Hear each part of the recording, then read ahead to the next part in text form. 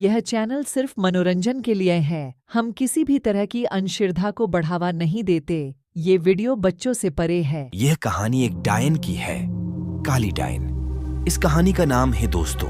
मैंने यह कहानी बनाकर नहीं लिखी। यह कहानी एक सचमुच की घटना है जो कि मैंने अपनी दादी से सुनी है और बहुत पुरानी है। कुछ लोगों का मानना है कि भूतों का कोई अस्तित्व नहीं होता है। आप लोग जानते हैं, भगवान का अस्तित्व होता है, तो भूतों का क्यों नहीं? सभी ने रामायण और महाभारत जैसे ग्रंथों में पढ़ा या किसी से सुना होगा कि भगवान जब इस धरती पर थे तब भी भूत पिशाच हुआ करते थे। भगवान निराकार है। निराकार का अर्थ होता है जिसका कोई आकर नहीं होता। जो लोग जिस रूप में भगवान को पूजते हैं, भगवान उसी रूप में उसे दिखाई देते हैं। तो प्रेम से बोलिए, भक्त और भगवान की जय। और समय व्यर्थ न करते हुए मैं आपको अपनी कहानी की ओर ले चलता हूँ। बहुत पुरानी बात है। तब पानी के ज्यादा साधन नहीं हुआ करते। लोग कुएं, बावड़ी, तालाब आदि से पानी पिया करते थे। तो यह कहानी भी एक तालाब की है जो कि उस काली डायन के जादू से अमृत से जहर बन गया था। यह डायन कैसे बनी? कैसे इस तालाब का पानी विष बन गया? मैं ये कहानी आपको बताता हूं। एक गांव में एक औरत के कोई बच्चा नहीं था। वह औरत गांव के मुखिया की पत्नी थी। उसके शादी को काफी समय हो गया था। सब लोग उसे बांझ कहा करते थे। सारे गांव वाले उसका मुंह भी नहीं देखना कहते थे। कहते थे कि इसका मुंह देख लिया तो पूरा दिन बेकार चला जाएगा। पर मुखिया की पत्नी थी, इसलिए लोग थोड़ी बहुत बातचीत कर लिया करते थे। एक दिन गांव में एक फकीरा बाबा भिक्षा मांगते हुए आ पहुंचता है तो वह बातों ही बातों में उसका हाथ देखने लग जाता है और कहता है, आपको बच्चा नहीं है ना? वह बोली, आपको कैसे पता चला? वह बोला, हम हस्तरेखा में निपुण है और हाथ देखकर यह बता सकते हैं कि क्या होने वाला है, क्या होगा। वह बोली, अच्छा तो यह बताओ कि मेरे बच्चा कब होगा? तो उसने कहा, आपको भगवान ने बच्चा तो नहीं दिया, पर मैं एक रास्ता बताता हूं। वह सुनो, अमावस्या की रात को किसी एक ऐसे लड़के की बलि पीपल के पेड़ के नीचे दो जो अपने माँ बाप के एकलौता पुत्र हो, और उसके खून से अपने बाल धोना। फिर कहना, ए प्यासी आत्माओं, यह बलि मेरी तरफ से स्वीकार करो और मुझे एक पुत्र दे दो, एक लोटे। मैं उस कुएं का पानी भरकर उसमें उसके शरीर की 2 बूंद मिलाकर खुद पी लेना, और उस लड़के के सिर के बाल अपनी साड़ी की गांठ में बंधे रखना, तो यूं अवश्य एक पुत्र पैदा होगा। इतना कहकर वह वहां से भिक्षा लेकर चला गया। उस दिन के ठीक 3 दिन बाद अमावस्या थी। उस औरत ने वही किया जो उस बाबा ने बताया था।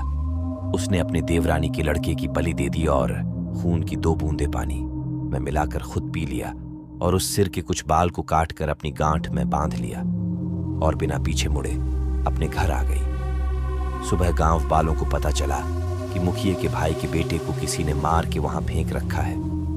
जब यह बात मुखिए और उसके भाई ने सुनी तो वह नंगे पैर दौड़ पड़े। धीरे धीरे सारा गांव इकट्ठा हो गया। उस लड़के की मां का रो रो बुरा हो गया था।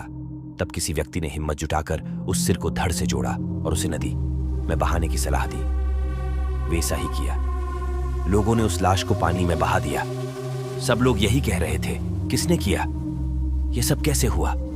सब लोगों के लिए यह घटना चिंता का विषय बन गई थी। जब मुखिया घर पहुंचा तो क्या देखता है कि उसकी पत्नी तो पकवान बना रही थी। वह बड़ी खुश नजर आ रही थी। मुखिया ने क्रोध में कहा, क्या तुम्हें इस बात का बिल्कुल भी दुख नहीं है कि हमारे भाई का बेटा मर गया है? वह पहले ऐसी नजरों से देखी जैसे कि उसे मार ही डालेगी।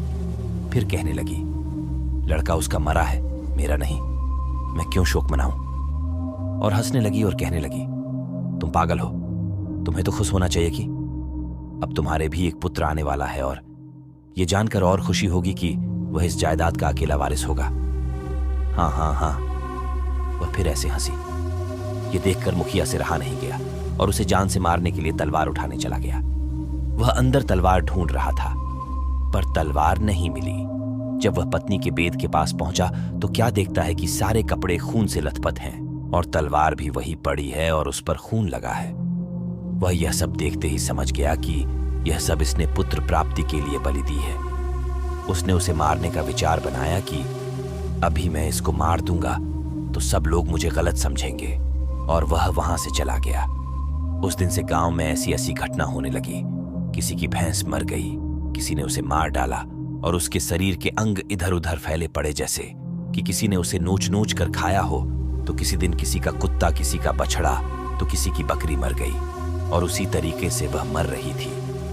जिस तरीके भैंस को किसी ने मारा था, ऐसी घटना से सारा गांव परेशान था। किसी को यह समझ नहीं आ रहा था कि आखिर हो क्या रहा है।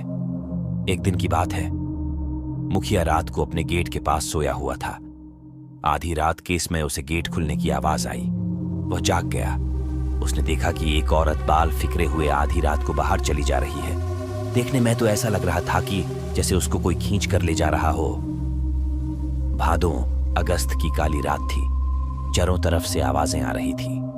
कहीं शियार तो कहीं कुत्ते भौंकते ऐसा लग रहा था उसे कि जैसे ये रात जाने क्या क्या मत ढाएगी। अचानक उसे एक गाय के बछड़े के रंभाने की आवाज आई। वह समझ गया हो न हो, यही सारे गांव की बर्बादी का कारण है। मुखिया के दिमाग में एक आइडिया आया कि क्यों ना मैं चलकर देखूं कि यह कहां जाती है। वह उठकर चल दिया। उसने आगे चल के क्या देखा कि पड़ोसी के गाय का बछड़ा का कटा हुआ मुंड पड़ा है और उसके धड़ को